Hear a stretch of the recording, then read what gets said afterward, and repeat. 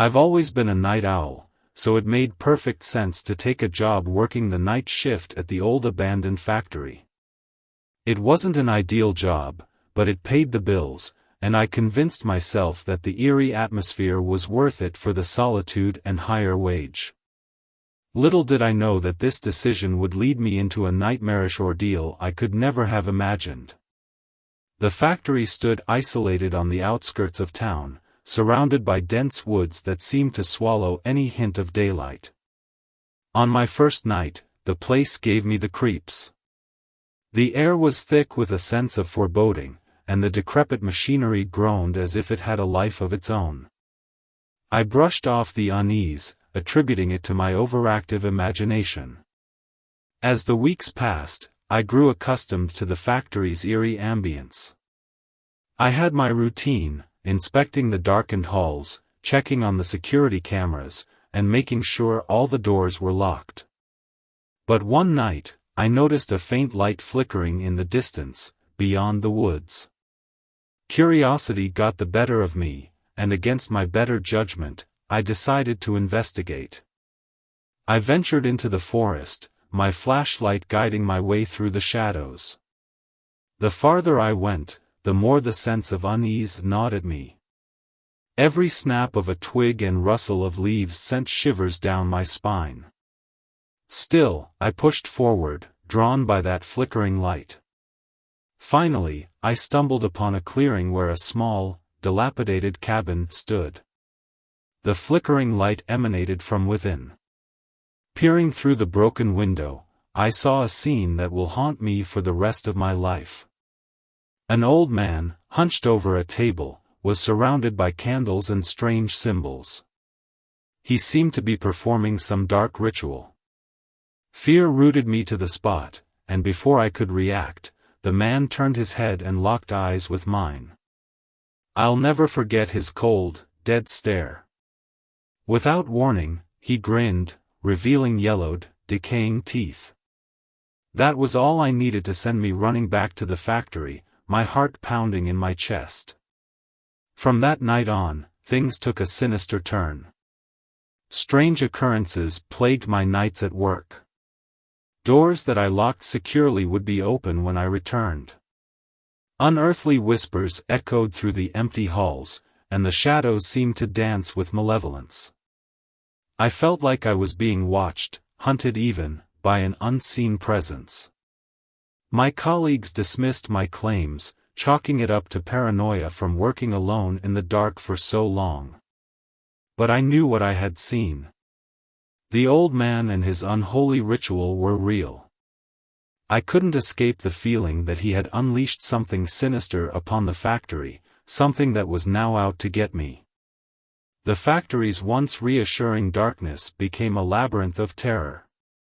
Every creak and moan became a deathly symphony that followed me as I carried out my nightly duties.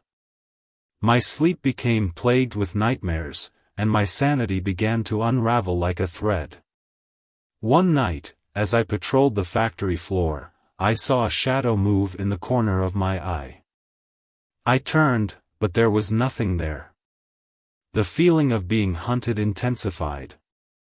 I tried to escape, but the doors slammed shut before me, locking me in with the malevolent force. In a last-ditch effort to survive, I sought answers from local historians. They revealed that the factory had a dark history. It was once the site of occult practices, led by a man known as Ezekiel Blackwood. Rumor had it that he was obsessed with gaining immortality, and it was his malevolent spirit that still haunted the place. I knew then that I had to confront the darkness head-on. Armed with a handful of ancient charms and relics, I returned to the factory. As I navigated the shadows, I could feel Blackwood's presence closing in on me, his hunger for power fueling the terror. With trembling hands, I performed a counter-ritual to seal Blackwood's spirit away. But as I recited the ancient incantations, the ground beneath me shook, and the air turned icy. The candles around me flickered and died, plunging me into darkness. The darkness seemed to envelop me, and I felt as if I was being pulled into a bottomless void. Desperate, I clung to the last shred of hope and continued the ritual with unwavering determination. The dark force fought back, but I refused to yield. At last, the darkness receded, and I found myself back in the factory, surrounded by the remains of the ritual. But something had changed. The oppressive atmosphere had lifted, and the shadows seemed less menacing. Days turned into weeks, and I finally began to feel a sense of relief. The factory felt less haunted, and I was no longer tormented by nightmares. But the memory of that night still haunts me. I can't help but wonder if Blackwood's malevolent spirit is truly gone, or if it merely lies dormant, waiting for another opportunity to break free. As I write this account, I can't shake the feeling that someone is watching me, even in the comfort of my own home. Perhaps the darkness I encountered at the factory is not as distant as I hope. For now, I can only pray that the horrors of that night remain confined to the pages of this story and never cross over into reality again. Working the night shift at the old factory was never on my career plan, but circumstances had led me down this path. I had heard stories of its haunted past, but I was a pragmatic man who didn't believe in the supernatural. Yet, when the sun dipped below the horizon and the shadows grew long, an unsettling feeling crept over me. On one particularly frigid winter night, I arrived at the factory, ready to face another shift. The wind howled through the rusted metal structures, creating an eerie symphony that sent shivers down my spine. As I stepped inside, the familiar sense of foreboding settled in my gut. I followed my routine, patrolling the dimly lit halls, ensuring the security cameras were functional, and making sure all was in order. This night, however, was different. As I approached one section of the factory, I heard a faint, haunting melody echoing through the air. It was an ethereal tune, carrying a mix of sorrow and longing. Intrigued and unnerved, I followed the melody to its source.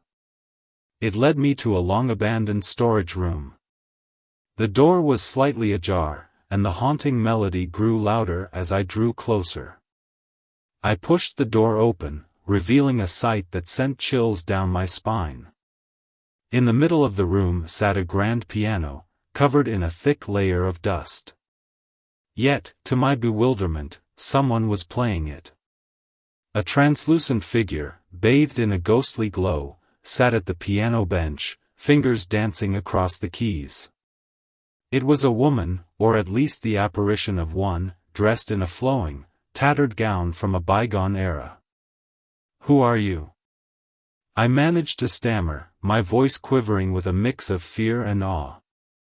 The ghostly woman continued to play the sorrowful melody, her face obscured by the veil of time. She didn't acknowledge my presence, lost in the haunting notes that filled the room.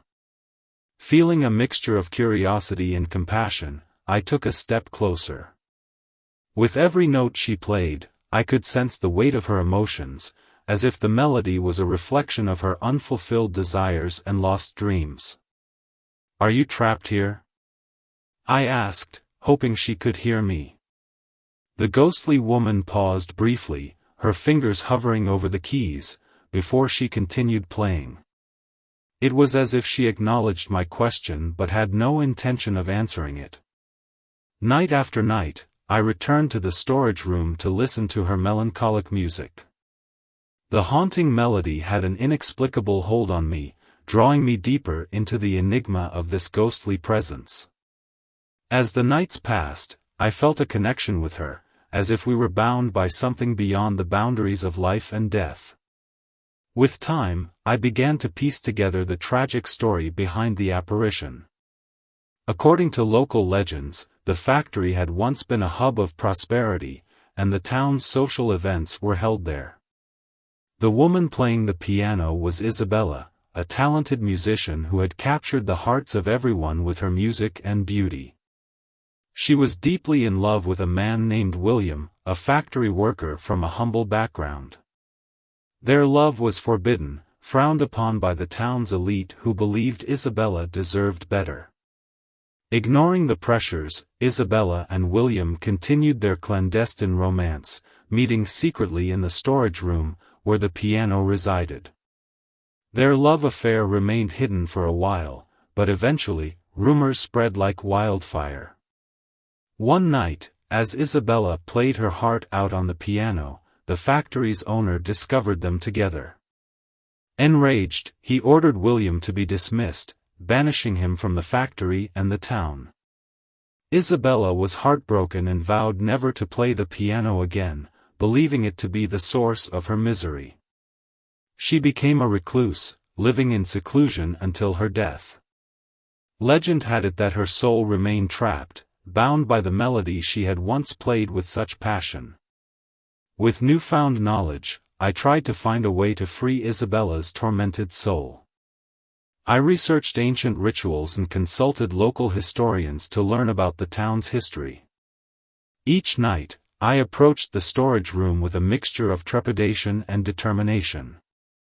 One moonlit night, armed with candles, talismans, and a heart full of hope, I stepped into the room. The melody began as usual, but this time, I sang along, adding my voice to the ethereal song. I poured my emotions into the music, hoping it would reach Isabella's restless spirit. As the melody filled the room, a soft, warm light enveloped Isabella, and she turned to face me. For the first time, I saw a hint of recognition in her ghostly eyes. I continued to sing, hoping that my voice would somehow guide her to find peace and release. Tears streamed down her translucent cheeks as she played the last notes of the melody. With a final, mournful chord, the ghostly apparition slowly began to fade away. It was as if the music had unraveled the chains that bound her to the piano, setting her free from her torment. The room fell silent, and the factory seemed to sigh with relief. Isabella's presence was gone, but her memory lingered in the haunting melody she had left behind. Though I knew her spirit was finally at rest, I couldn't help but feel a sense of loss. In the days that followed, the factory took on a different aura. The once unsettling atmosphere seemed to have lifted, and the eerie occurrences ceased. The legend of Isabella and her haunting melody became a town tale, passed down through generations. As for me, I left the night shift behind, haunted not by malevolent spirits but by the bittersweet memory of the ghostly pianist. Sometimes, in the stillness of the night, I swear I can hear the faint echo of that haunting melody, a reminder of the night I encountered the inexplicable and found a connection that transcended the realms of the living and the dead. For years, I had been the lone guardian of the abandoned factory. Its history of spectral occurrences was infamous, but as a skeptic, I dismissed the tales as mere folklore. The night shift suited me, offering solitude and higher pay. However, my skepticism was about to be put to the ultimate test when I encountered something beyond my understanding. It was a stormy night, rain lashing against the windows like ghostly fingers, and thunder rumbling through the old walls. As I made my rounds, I noticed a flickering light in one of the distant rooms. My curiosity got the better of me, and I headed towards the mysterious glow. The source of the light was an ornate oil lamp, seemingly untouched by time. As I approached, the flame flickered and danced as if acknowledging my presence. I felt a strange energy in the air, sending shivers down my spine. Suddenly, the flame shot up, casting eerie shadows on the walls. A figure materialized before my eyes, standing between me and the lamp. It was a woman, her features hazy like mist. Her eyes, pools of deep sadness, met mine. She wore a tattered gown that seemed to blend with the darkness around her. Though she appeared spectral, I sensed a certain benevolence about her, as if she meant no harm. Do not be afraid, her voice echoed softly, carried by an otherworldly breeze. My rational mind screamed at me to run, but an inexplicable force rooted me to the spot. I mustered the courage to speak. Who are you? What do you want? I am Eleanor, she replied, the guardian of this place. I have watched over the factory for centuries, protecting it from malevolent forces. Guardian? My skepticism wavered as I witnessed this ethereal entity before me. I had no choice but to entertain the notion that there might be more to this world than I had ever known. What malevolent forces? I asked, my curiosity piqued. Eleanor's gaze turned somber. Long ago, a dark sorcerer named Malachi sought to harness the factory's power for his wicked schemes.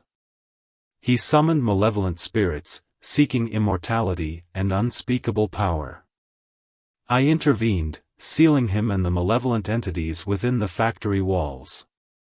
I couldn't believe what I was hearing. An ancient battle between good and evil, hidden within the crumbling ruins of this factory. Why have you revealed yourself to me? I inquired, still unsure of her intentions. Eleanor's spectral form seemed to shimmer as she replied, You are different from the others who came before. Your heart is pure, and your intentions are genuine. I sense a potential for you to aid me in my duties. I was taken aback by her words. How could she see something in me that I had never seen in myself? What do you need me to do? I asked, feeling a mix of trepidation and excitement. Eleanor explained that Malachi's malevolent spirits were growing stronger, attempting to break free from their prison within the factory. If they were to escape, they could wreak havoc upon the world, spreading darkness and terror. My strength is waning, Eleanor said. I need you to help me reinforce the seals that hold them at bay. Together, we can ensure they remain trapped. With little hesitation, I agreed to aid Eleanor. She taught me ancient rituals and symbols, guiding me through the process of reinforcing the seals. As I immersed myself in this ancient knowledge, I began to feel a connection with the spectral guardian. Our bond grew stronger with each passing night. As the nights turned to weeks, the malevolent forces within the factory seemed to grow restless. Unexplained phenomena became more frequent, and the shadows seemed to gather with malice.